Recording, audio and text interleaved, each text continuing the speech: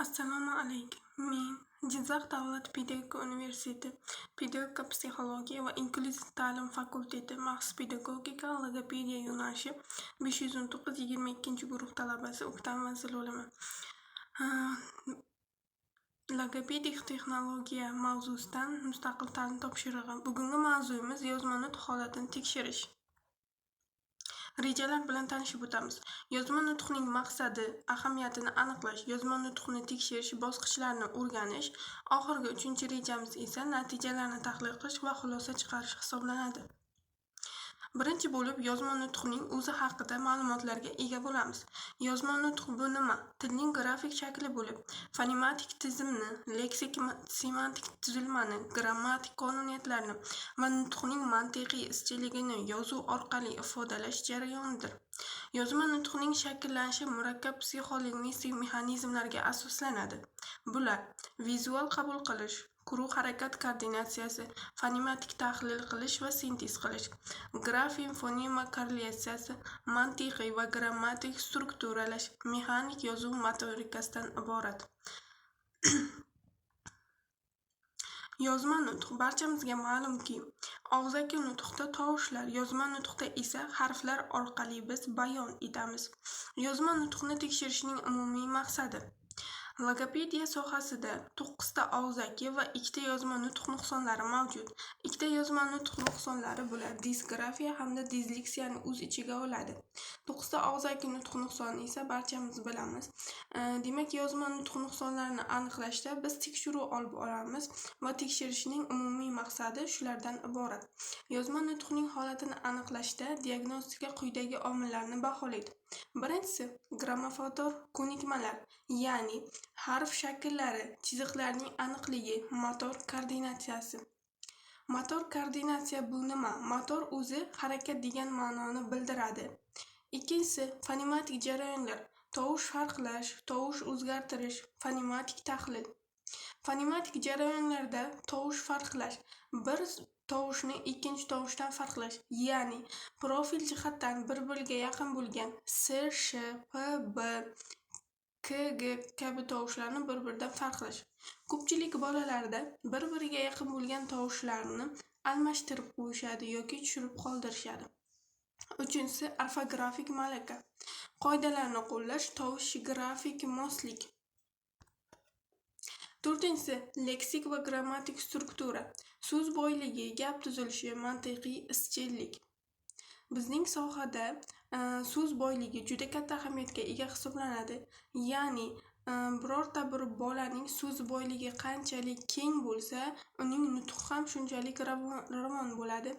Mantiqiy izchillik esa birorta bir hikoya yoki gapda bir-biriga bog'langan qo'shimcha kelishliklardan foydalangan holatda mantiqan bog'lanish hisoblanadi. Keyingisi yozma nutqning mazmuni, mavzu ochilishi, kompozitsiya, semantik yaxlitlik. Oltinchisi, disgrafik belgilar, harf almashishi, tushib qolishi, ortishi va boshqalar. Fonematik jarayonlarni tekshirish. Yozma nutq buzilishlarida fonematik tizimning yetishmovchiligi asosiy omil hisoblanadi. Tekshiruv turlari: tovushlarni taqqoslash, p, b, k, g, s, sh kabi tovushlarni bir-biridan farqlash. Keyingisi, so'zni fonematik tahlil qilish, bo'g'in tovush tarkibi, tovush o'zgartirish, so'z boshida, o'rtasida, oxirida. Orfografik ko'nikmalarni tekshirish. Bunda ko'proq diktant yozdirish, fonetik, grammatik, aralash diktantlar yozdirib o'tamiz.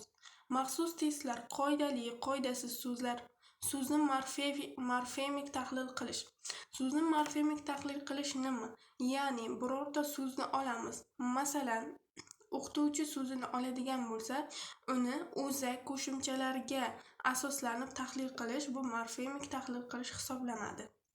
Leksik semantik tizimni baholash, sinonim, antonim, umumlashtiruvchi so'zlar bilan ishlash. Tekshiruv jarayonida bir guruhga oid bo'lgan, masalan, hayvonlar, mevalarni qo'yib, ularni umumlashtiruvchi so'zlar bilan nomlash ham aytib o'tiladi. Keyingisi, ma'nodosh gaplar tuzish, notanish matndan so'z ma'nosini chiqarish, baholash mezonlar, lug'at boyligi, ma'no aniqligi, so'zlarni mantiqan tanlash. Grammatik tuzilmani tekshirish. Gap bo'laklarini to'g'ri qo'llash. Gap bo'laklari barchamizga ma'lumki, ega, fe'l, bosh bo'lak, ikkinchi darajali bo'lak esa ko'makchi, bog'lovchi, yuklama hisoblanadi. Sifat fe'l shakllari, kelishib qo'shimchalarning izchil ishlatilishi, murakkab gaplar tuzish qobiliyati, yozma nutq buzilishlarini aniqlash mezonlari. Yozma nutq diagnostikasida bir qancha belgilar mavjud. Demak, yuqorida aytib o'tganimdek, yozma nutq nuqsonlari ikkita, disgrafiya hamda disleksiya hisoblanadi. Shundan birinchi bo'lib biz disgrafiya bilan tanishib o'tamiz. Disgrafiya nima? Dis buzilish, grafiya esa yozaman degan ma'noni anglatadi. Disgrafiya yozma nutqning shakllanishidagi qisman buzilish bo'lib, harf yozish, so'z tuzish, grammatik konstruksiyalarni amalga oshirish jarayonida barqaror xatolar bilan namoyon bo'ladi. Endi esa disleksiya haqida gapirib o'tamiz. Disleksiya o'qish jarayonining nuqsoni hisoblanadi. Yozma nutqning qabul qilish shakli buzilishi. Ko'pincha disgrafiya bilan birga uchraydi disleksiya. Disgrafiya bu yozma nutq, ya'ni harflar orqali yozishdagi buzilish bo'lsa, disleksiya o'qish hisoblanadi. Shuning uchun ko'proq disgrafiya va disleksiya bolalarda birga uchraydi. Disleksiyaning belgilari: harflarni tanimaslik, bo'g'inlarni almashishi, o'qish sur'ati pastligi, mazmunga kirib bora olmaslik. Disgrafiyaning 5 ta turi mavjud. Birinchisi fonematik, optik, agrammatik, motor disgrafiya hamda aralash disgrafiyalarni o'z ichiga oladi. Shundan biz birinchi bo'lib fonematik disgrafiya bilan tanishib o'tamiz. Fonematik disgrafiyaning belgilari mavjud. Bular: tovush almashishi, sh, pb, tovush qo'shilishi yoki tushishi, bo'g'in strukturasining buzilishi. Birorta bir so'zga, masalan, o'sha yuqorida aytib o'tganimdek, o'qituvchi so'ziga ortiqcha tovushlarni qo'shish yoki tushirib qoldirish hisoblanadi. Keyingisi optik disgrafiya belgilari: o'xshash grafik shakllarni chalkashtirish, p, t, u, o harflarni noto'g'ri joylashuvi. Keyingi disgrafiya turi bu agrammatik disgrafiya hisoblanadi. Kelishib qo'shimchalarning xatoligi. Masalan, men uyga boraman emas, men uyda boraman kabi noto'g'ri qo'llash kelishib qo'shimchalarini. Fe'l zamonlarni izchil qo'llanmasligi, gap bo'laklari orasidagi grammatik moslikning yo'qligi misol bo'ladi. Keyingi disgrafiya turi esa motor disgrafiya. Motor bu harakat degan ma'noni bildiradi.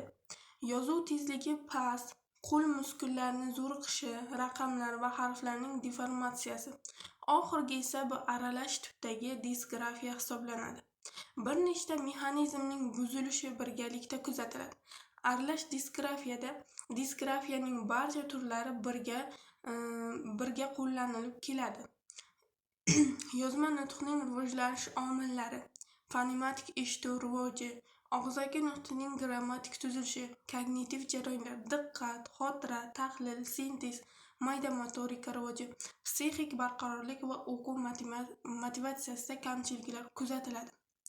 Aralash disgrafiyada fonematik disgrafiya ham, motor disgrafiya ham, optik disgrafiya ham, agrammatik disgrafiya ham barchasi birgalikda keladi. Shuning uchun fonematik eshituvda ham kamchilik kuzatiladi. Kognitiv jarayonlar, ya'ni bilish jarayonlarimiz, diqqat, xotira, analiz, sintez qilish kabi jarayonlarda ham kamchilik kuzatiladi. Mayda motorika esa bu bizda qo'limiz, ya'ni barmoqlarimizdagi motorika hisoblanadi.